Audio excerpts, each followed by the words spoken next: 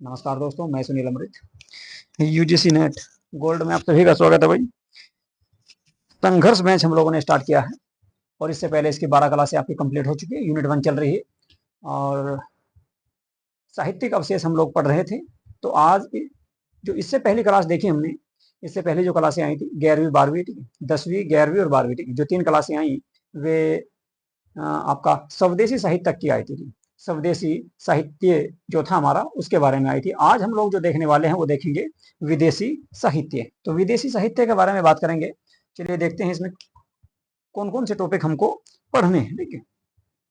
और भाई यदि आप लोगों ने हमारा यूट्यूब चैनल सब्सक्राइब नहीं किया है तो प्लीज हमारे यूट्यूब चैनल को भी सब्सक्राइब कर लें और वीडियो को लाइक तथा शेयर जरूर कर दिया करो, ठीक है।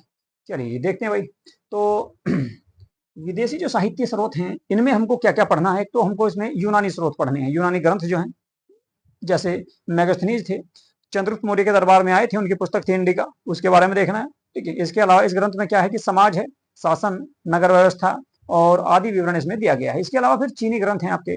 चीनी यात्री आए भारत में, फाहियान, ये आपके गुप्त काल में आए थे बौद्ध धर्म का अध्ययन करने के लिए। इसके अलावा हुएनसांग आए थे हर्षवर्धन के काल में, इन्होंने भी बौद्ध तीर्थ स्थलों की यात्रा की। इसके अलावा भारत की भी यात्रा की। तो इनकी जो पुस्तकें हैं उनके बारे में पढ़ना है। इसके अलावा अरबी और पार्सियन स्रोत में मिलेंगे आपके अलबरूनी है, इनकी किताबुल हिंद पुस्तक है। भारत का वैज्ञानिक और सामाजिक अध्ययन इसमें देखने को मिलता है। इब्न बतूता की बात करें तो मोहम्मद बिन तुगलक के दरबार में आया था, इसके बारे में, इसकी पुस्तकों के बारे में भी बात करेंगे भाई, ठीक है, या इसके बारे में भी बात करेंगे। तो विदेशी साहित्य या विदेशी स्रोत किसे कहा जाता है उसके बारे में थोड़ा देख लेते हैं और इनकी भूमिका क्या होती है, ठीक है। वे स्रोत जो, ठीक है, विदेशी स्रोत में कौन आएंगे? वे स्रोत जो विदेशी लोगों के द्वारा, विद्वानों के द्वारा, इतिहासकारों के द्वारा, लेखकों के द्वारा जो पुस्तकें लिखी गई, ठीक है, तो उनको विदेशी साहित्यिक स्रोत के नाम से जाना जाता है और उनसे हमारे भारत के इतिहास की जानकारी प्राप्त होती हो तो उसको कहा जाएगा क्या? विदेशी साहित्यिक स्रोत की बात करें इसमें भारत में प्राचीन और मध्यकाल में अनेक विदेशी यात्री आए। इन्होंने भारत के राजनीतिक, सामाजिक, धार्मिक और सांस्कृतिक स्थितियों का जो विवरण प्रस्तुत किया अपनी पुस्तकों में, वे ऐतिहासिक दृष्टिकोण से अत्यंत महत्वपूर्ण है। ये विवरण प्राथमिक स्रोत के रूप में इतिहास लेखन में सहायक होते हैं। इन्हीं के माध्यम से हमको पता लगता है कि उस काल का समाज कैसा था, ठीक है। भारतीय समाज में क्या क्या चीजें थी, कैसी कलाकृति थी, किस प्रकार की संस्कृति थी, कैसी सभ्यता थी और इकोनॉमी का क्या आधार था, या शासन को चलाने का या प्रशासन को चलाने का राजा कौन से नियमों का या कानूनों का उपयोग किया करते थे। क्योंकि देखो भारत के जो जितने भी ग्रंथ थे वे ज्यादातर आपके नालंदा विश्वविद्यालय में स्थित थे और उसमें आग लगा दी गई थी, ठीक है। नालंदा विश्वविद्यालय में जब आग लगाई गई तो उसमें बहुत सारे ग्रंथ, बहुत सारी जो पुस्तकें थी भारतीय, स्वदेशी थी, वे सारी की सारी नष्ट हो गई थी। तो विदेशी साहित्यों का भी भारतीय इतिहास में बहुत अधिक महत्व है। अब कौन कौन से विदेशी यात्री भारत में आए या लेखक भारत में आए उनके बारे में बात कर लेते हैं और किसके समय आए थे। एक नाम सुना होगा आप लोगों ने यूनानी स्रोत की, अगर हम बात करें तो मेगास्थनीज का। मेगास्थनीज के बारे में जो भी लोग इतिहास पढ़ते हैं उन सभी को इसके बारे में जानकारी है और होगी, ठीक है। ये एक यूनान के आपके यात्री थे और यूनानी राजदूत बनकर ये चंद्रगुप्त मौर्य के दरबार में शासनकाल में आए थे, ठीक है। 302 से लेकर 298 बीसी तक आपका चंद्रगुप्त मौर्य का शासनकाल रहा। पद की अगर बात करें तो सेल्यूकस निकेटर का राजदूत बनकर ये भारत में आया था। इसने एक पुस्तक लिखी यहाँ पर, जो भी यात्रा की, जो भी इसने यहाँ पर जानकारी प्राप्त की उसको लेकर एक पुस्तक लिखी जिसका नाम इंडिका है। इंडिका के नाम से उस पुस्तक को जाना जाता है। तो इंडिका की अगर हम बात करें विशेषता की, इसमें क्या क्या इन्होंने लिखा है उसके बारे में थोड़ा सा देख लेते हैं, ठीक है। चलिए जी, अब मूल ग्रंथ उपलब्ध नहीं है तो, ठीक है भाई। इंडिका जो पुस्तक थी, वास्तविक जो पुस्तक लिखी गई थी आपकी इंडिका मेगास्थनीज के द्वारा, वो अब नहीं है, वे अवशेष नष्ट हो चुके हैं। बल्कि उनके आपके केवल ग्रीक लेखकों जैसे स्ट्रैबो, एरियन या डियोटोरस के उदाहरणों से इस बात की जानकारी मिलती है कि भारत के समाज, जाति व्यवस्था, प्रशासन, नगर नियोजन और कानून तथा सेना का विवरण किस प्रकार का हुआ करता था। पाटलिपुत्र नगर की विस्तृत चित्रण, इनकी सड़कें, सड़कों के अलावा आपका दुर्गों, लकड़ी की दीवारों, नालियों आदि का उल्लेख भी हमको इस पुस्तक से जानकारी मिलती है। इससे कुछ थोड़ी बहुत जानकारियां मिलती है। ऐसा कहा जाता है कि जो है इस समय 7 प्रकार की जातियों का उल्लेख किया गया है। किसमें? आपका जो इंडिका जो पुस्तक है उसमें 7 प्रकार की जातियों का उल्लेख था। दार्शनिक कहा जाता, जो विद्वान व्यक्ति होते थे, कृषक जो किसान थे, सैनिक सेना में होते थे, पशुपालक जो पशु पालते थे, कारीगर जो हाथ जो है हाथ के दस्तकार हुआ करते थे। न्यायाधीश की बात करें जज होता था। प्रशासक यानी कि जो प्रशासन को चलाने का कार्य करते थे। तो ये 7 प्रकार की जातियां, यानी कुल मिलाकर जाति जो व्यवस्था थी वो कर्म के आधार पर थी। जो व्यक्ति जिस प्रकार का कार्य करता था उसको उसी की जाति के नाम से जाना जाता था। कुल मिलाकर ऐसा नहीं था जैसे आज के समय देखते हैं आप कि जिस व्यक्ति का जन्म जिस जाति में हुआ उसे उसी की जाति से जाना जाता है। लेकिन उस समय क्या था कि जो जिस कार्य को करता था उसी के कार्य के अनुसार उसे जाति दे दी गई है। तो ऐसा इंडिका नामक पुस्तक में बताया गया है। इसके अलावा महत्व की बात करें तो मौर्य काल की प्रशासनिक व्यवस्था, नगर जीवन, सामाजिक संरचना का प्रथम यूरोपीय, एक मिनट भाई, हाँ जी, तो मौर्य काल की जो प्रशासनिक व्यवस्था थी, नगर जीवन था, इसके अलावा सामाजिक संरचना थी, इकोनॉमी थी, उस सब के बारे में जानकारी मिलती है हमको। ये पहला दस्तावेज माना जाता है यूरोपीय जो मौर्य काल के बारे में जानकारी प्रदान करता है। तो मौर्य काल के लिए इसका बहुत ज्यादा महत्व है। मौर्य काल की बहुत अधिक जानकारी इससे हमको प्राप्त होती है। इसके अलावा कौटिल्य का अर्थशास्त्र भी है, लेकिन वो स्वदेशी है, उससे भी मौर्य काल के बारे में बहुत अधिक जानकारी हमको प्राप्त होती है। अगले जुगरात अगले स्रोत की अगर हम बात करें तो वो रहेगा चीनी स्रोत। चीनी स्रोत में आपके दो आपके विदेशी यात्री थे जो बहुत ज्यादा प्रसिद्ध हुए। एक थे आपके फाहियान, ठीक है। फाहियान की बात करें तो ये चंद्रगुप्त, एक मिनट, गुप्त सम्राट चंद्रगुप्त सेकंड जो थे, जिनको विक्रमादित्य के नाम से भी जाना जाता था, 399 से 414 बीसी के आसपास तक ये इसके काल में आए, ठीक है। देश की बात करें तो चीन के रहने वाले थे भाई। उद्देश्य की बात करें तो बौद्ध धर्म के शुद्ध ग्रंथों की खोज और बौद्ध तीर्थ यात्रा जो आपके स्थल थे बौद्ध धर्म से संबंधित, ठीक है, उनकी यात्रा करने के लिए भारत में आए थे। इन्होंने आपकी पुस्तक लिखी जिसको कहा गया फो की, फो को की, फो को की, या फिर इसी को फो की के नाम से भी जानते भाई। फो की के नाम से भी इसी पुस्तक को जाना जाता है, या फो कोकी के नाम से भी इसको जाना जाता है। बौद्ध देशों की यात्रा, इसमें क्या करा गया, जो भी बौद्ध स्थल थे, देश नहीं स्थल, ठीक है, जो भी भारत में बौद्ध धर्म के स्थल थे उन सब की इसने यात्रा की, उस सब की जानकारी हमको इस पुस्तक से प्राप्त हो जाती है। तो याद रखना, फाहियान की पुस्तक थी फोकी की, और ये चंद्रगुप्त सेकंड के दरबार में आए थे, चीन के यात्री थे। इसके अलावा दूसरे हैं हर्षवर्धन के समय। अच्छा, इसमें और क्या दिया गया, बौद्ध संघ की स्थिति, विहार, बौद्ध अनुशासन किस प्रकार का था, उस सब की जानकारी भी हमको इस पुस्तक से प्राप्त होती है, इसी पुस्तक से प्राप्त होती है, ठीक है, अनुशासन के बारे में। इसके अलावा लुम्बिनी यानी कि गौतम बुद्ध का जो जन्म स्थान था, लुम्बिनी का दर्शन, गुप्तकालीन सामाजिक व्यवस्था, अपराधों पर कठोर दंड, सादा जीवन शैली आदि के बारे में जानकारी मिलती है। महत्व की बात करें तो गुप्तकालीन धार्मिक जीवन और न्यायिक व्यवस्था, जनसंख्या, व्यापार आदि की जानकारी भी हमको इस पुस्तक से प्राप्त हो जाती है। आगे अगर देखें वैनसांग, वैनसांग की अगर बात करें, इसको यात्रियों का राजकुमार कहा जाता है, विदेशी यात्रियों का राजकुमार इसको कहा जाता है भाई, क्योंकि इसने भारत के अनेक स्थलों, अनेक राजाओं के दरबार में यात्रा की और घूमे फिरे, तो वैनसांग इनको कहा जाता है। काल की बात करें तो हर्षवर्धन के शासन काल में आया था। हर्षवर्धन के शासनकाल में 630 से लेकर 45 ईस्वी तक रहा है। और देश की बात करें तो चीन से आया था। उद्देश्य था इसका नालंदा विश्वविद्यालय में अध्ययन करना और बौद्ध ग्रंथों को संग्रह करना।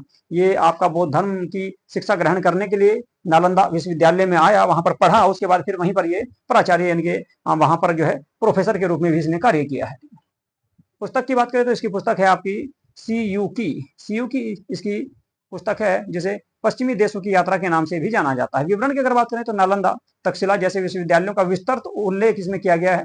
भारत की भूगोल, धर्म, दर्शन, शिक्षा, शासन और समाज का विशद जानकारी जो है इस पुस्तक से हमको प्राप्त होती है। बात करें कौन से महत्व की, अगर तो इसका जो महत्व रहा वो 7वीं शताब्दी के भारत का श्रेष्ठ विवरण, प्रशासनिक, धार्मिक व सांस्कृतिक जीवन की जानकारी इस पुस्तक से हमको प्राप्त होती है। तो कुल मिलाकर जो है आपकी पुस्तक के बारे में बताया गया, चीनी ग्रंथों के बारे में।